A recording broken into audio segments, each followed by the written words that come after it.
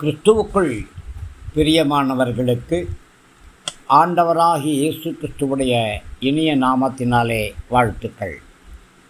லூக்கா சுவிசேஷம் 21 அதிகாரம் 14-15 வசனங்களிலே, ஆகையால் நீங்கள் என்ன உத்தரவு சொல்லுவோம் என்று கவலைப்படாதிருக்கும்படி உங்கள் மனதிலே நிர்ணயம் பண்ணிக்கொள்ளுங்கள். உங்களை விரோதிக்கிறவர்கள் ஒருவரும் எதிர்பேசவும் எதிர் நிற்கவும் கூடாத வாக்கையும் ஞானத்தையும் நான் உங்களுக்கு கொடுப்பேன். பிரியமானவர்களே, உங்களை விரோதிக்கிறவர்கள் ஒருவரும் எதிர்பேசவும் எதிர் நிற்கவும் கூடாத வாக்கையும் ஞானத்தையும் கர்த்தர் கொடுப்பார். நமக்கு உபத்திரவங்கள் வரும்பொழுது அதையே நினச்சிட்டு இருக்கக்கூடாது. பாடுகளையும் வேதனைகளையும் மனதில் நிர்ணயம் பண்ணாமல் கர்த்தர் எனக்கு உதவி செய்வார் அப்படிங்கிறது மாத்திரமே நம்முடைய மனசில் இருக்கணும். ஒருவேளை ராஜாக்களுக்கு முன்பாக அதிபதிகளுக்கு முன்பாக இழுத்து செல்லப்பட்டாலும் துன்புறுத்தப்பட்டாலும் அவங்களுக்கு என்ன பதில் சொல்லுவோம் அப்படின்னு கவலைப்பட வேண்டாம். நம்முடைய சுய பக்தியினால் அல்லது சுய சக்தியினால் அல்லது சுய பலத்தினால் சுய ஞானத்தினால் ஒரு பொழுதும் நம்மளால் ஒன்றுமே செய்ய முடியாது. தேவன் மேலே வச்சிருக்கிற விசுவாசத்தை ஒரு பொழுதும் இழந்து போகக்கூடாது.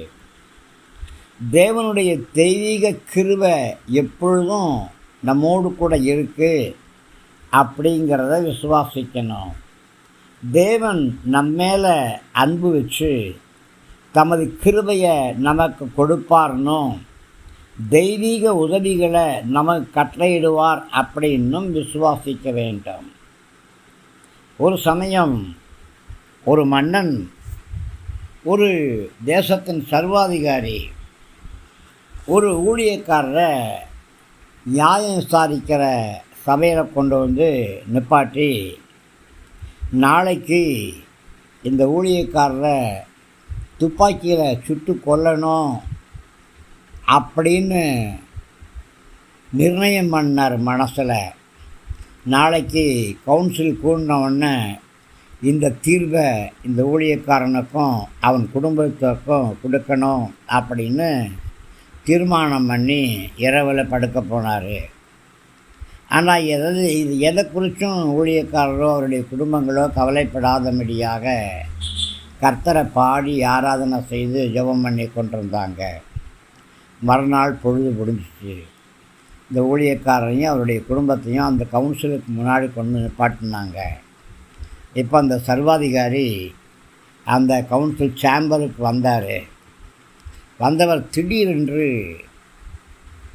நாய் குலைக்கிற மாதிரி குலைத்து கொண்டு தன்னுடைய துணியெல்லாம் கழட்டி போட்டு நிர்வாணமாக்கி நாய் மாதிரி அந்த கவுன்சிலில் அவர் குதித்து ஓட ஆரம்பித்தார். அதை பார்த்த எல்லாரும் பயந்தாங்க. கடைசியில் என்னாச்சு தெரியுமா? இந்த நாயை சுட்டு கொள்ளுங்க அப்படின்னு இராணுவ தளபதி உத்தரவிட சிப்பாய்கள் அந்த சர்வாதிகாரியை சுட்டு கொண்டாங்க. அந்த நாட்டுக்கு ஒரு விடுதலை கிடச்சிச்சு. அதே நேரம் கர்த்தருடைய ஊழியக்காரரும் அவருடைய குடும்பம் விடுவிக்கப்பட்டாங்க. அந்த இராணுவ ஜெனரலும் அங்கே இருக்கிறவர்களும் இயேசுவை சொந்த இரட்சகராக ஏற்றுக்கொண்டாங்க. பிரியமானவர்களே, யாரெல்லாம் உங்களை விரோதிக்கிறாங்களோ அவங்க ஒருத்தர் கூட உங்களை எதிர்த்து பேச முடியாது, உங்களை எதிர்த்து நிற்க முடியாது. அப்படிப்பட்ட வாக்கு, அப்படிப்பட்ட ஞானம் உங்களுக்கு கொடுக்கப்பட்ட ஸ்தேவானுடைய கல்லெறிஞ்சு கொல்லணும் அப்படின்னு தீர்மானம் பண்ணவங்க ஸ்தேவானுடைய முகத்தை பார்த்த பொழுது அது தேவ தூதனுடைய முகத்தை போல பிரகாசித்து கொண்டிருந்த பார்த்து ஆச்சரியப்பட்டாங்க. பிரியமானவர்களே, உங்களுக்கு விரோதமாக உருவாக்கப்படக்கூடிய எந்த ஒரு ஆயுதம் வாய்க்காது. உங்களை குற்றப்படுத்தக்கூடிய எந்த ஒரு நாவையும் நீங்கள் குற்றப்படுத்துவீங்க. உங்களுக்கு தெய்வீக வாக்கை கர்த்தர் உங்களுக்கு கொடுப்பாரு. தெய்வீக ஞானத்தை கர்த்தர் உங்களுக்கு கொடுப்பாரு. எந்தெந்த இடத்துல எப்படி எப்படி பேசணும், எப்படி எப்படி செயல்படணும் அப்படிங்கிற ஞானத்தையும் வாக்கையும் கர்த்தர் உங்களுக்கு கொடுப்பாரு. இந்த வார்த்தைக்கு கிரேக்க மொழியில் ஞானத்தையும் வாயையும் கொடுப்பார் அப்படின்னு அர்த்தம் வரும்படி எழுதப்பட்டிருக்கு. நாம் என்ன பேசணும் அப்படின்னு தேவனுடைய ஞானத்தினால தெரிந்து கொள்கிறோம். நாம் தெரிந்து கொண்டதை நம்முடைய வாயினால் பேசுகிறோம். கர்த்தருடைய பிள்ளைகளாகிய நமக்கு நம்முடைய சுய ஞானம், சுய வாக்கு இதை பதிலாக தேவனுடைய ஞானத்தையும் தேவனுடைய வாக்கையுமே சார்ந்திருக்கணும். அப்போது நம்ம விரோதிக்கிறவங்க யாரும் நம்ம எதிர் பேசவோ எதிர் நிற்கவோ முடியாது. பிரியமானவர்களே, ஆண்டவராக இயேசு கிறிஸ்து நம்ம கொடுத்திருக்கிற நல்ல ஒரு வாக்குத்தத்தம் இது.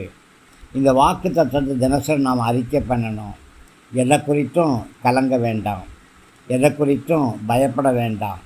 நாம் எதை பேசணும், எப்படி பேசணும் அப்படிங்கிறத ஆவியானவர் நமக்கு வெளிப்படுத்துவார். அந்த வார்த்தையை பிடித்து கொண்டு அப்படியே நடத்துவோம். கர்த்தர் சகலத்தையும் பார்த்து கொள்வார். தைரியமாக இருங்க, ஏக சிந்தை உள்ளவங்களாக இருங்க.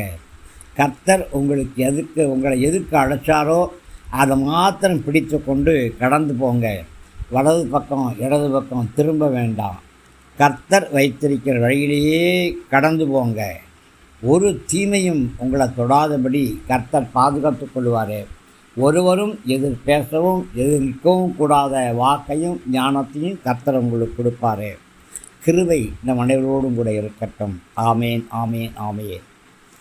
கிறிஸ்துவுக்குள் பிரியமானவர்களுக்கு அபிஷேகம் செய்யப்பட்ட இந்த ரேமா வார்த்தைகள் உங்களுக்கு ஆசீர்வாதமாக இருக்குன்னு விசுவாசிக்கிறேன். தயவாக நம்முடைய ஜீசஸ் பிளெஸ்ஸிங் யூடியூப் சேனலை லைக் பண்ணுங்கள், ஷேர் பண்ணுங்கள், சப்ஸ்கிரைப் பண்ணுங்கள், கமெண்ட் பண்ணுங்கள். தேவ கிருபை நம் அனைவரையும் தாங்கட்டும். ஆமேன், ஆமேன்.